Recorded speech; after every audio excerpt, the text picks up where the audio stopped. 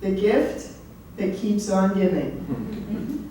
President Sterrett, members of the Society of St. Edmund, the entire Hall of Fame community, fellow honorees, and guests.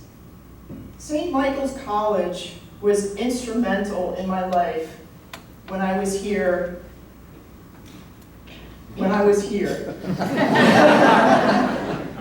But it continues to play and impact my life in so many positive ways more than 30 years later.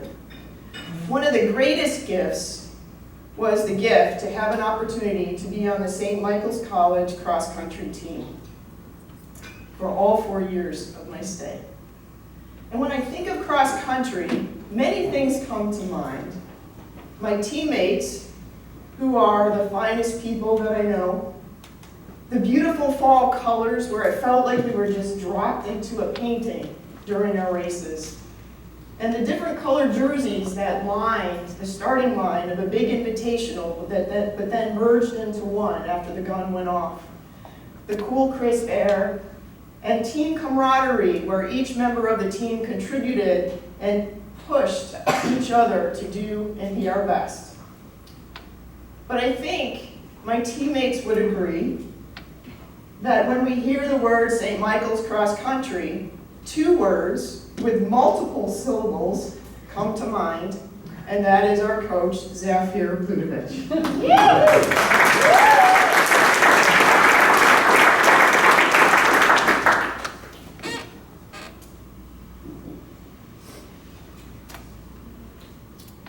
Although there are many, I'd like to share with you 3 examples of how St. Michael's Cross Country impacted my life and continues to do so today.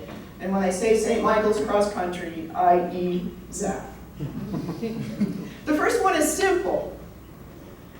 When people ask me, why did I choose St. Michael's College? Being a scientist, I always say it was the outstanding biology department, the outstanding science department. Well, I feel some relief tonight because I think I can bring out full disclosure in this audience that Zaf was instrumental in my decision to attend St. Michael's College.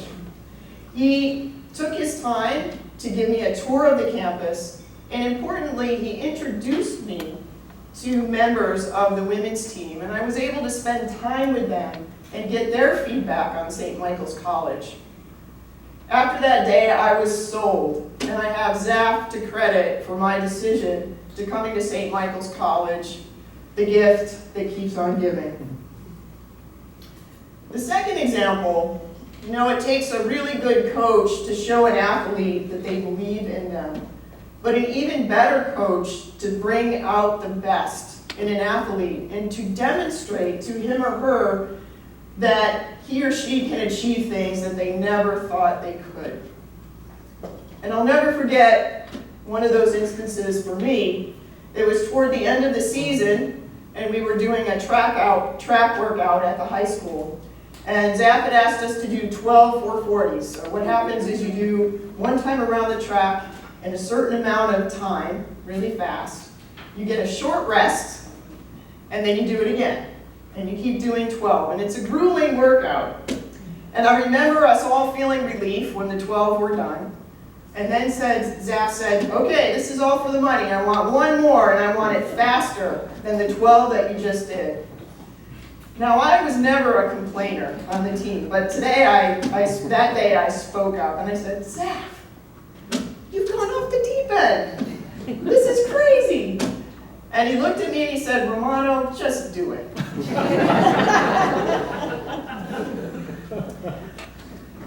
When I did it, and it was even faster than the time he asked, I honestly couldn't believe it.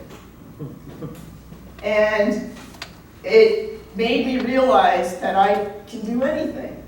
And to this day, I hear that voice when I feel like I'm up against insurmountable challenges in my life today. The third example is that one of the greatest gifts today is that in Mystic, Connecticut, I found Enders Island, and Enders Island has a connection to St. Michael's College. Here, At St. Michael's, we were led in spiritual direction by the best, Father Mike Cronague and the Society of St. Edmund. Ender's Island is run by an Edmundite, Father Tom. And he's an alum of St. Michael's College, and finding Ender's Island, I felt like I was home again. And although Father Tom's homily changes every Sunday, the message remains constant. And his message is that we're called to live a life of holiness.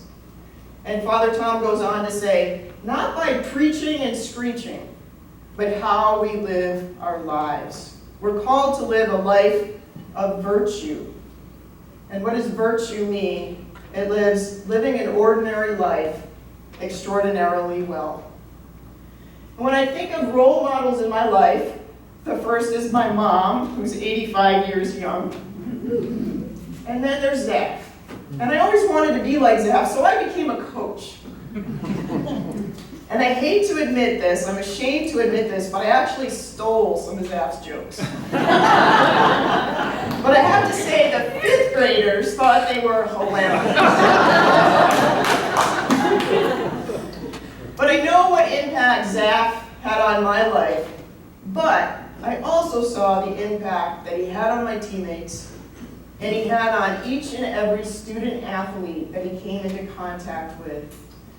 And I began to think, if each of those student athletes that were impacted by Zach go on and share that and impact and mentor youth, one person really can make a difference.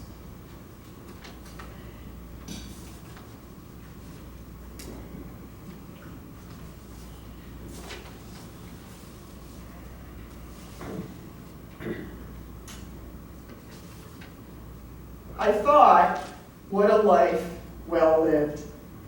To have an impact on so many. And so I strive every day to follow Zach's example, that he demonstrated to us on a daily basis that living an ordinary life so extraordinarily well. So thank you, Zach. Thank you, Mom. Thank you, Rick. Thank you to my teammates, and especially my teammates that are here tonight, Tommy and Margaret and Mike and Joe and Kathy. And thank you, St. Michael's College, for the gift that keeps on giving. And thank you to the Hall of Fame community for this incredible honor that means so much.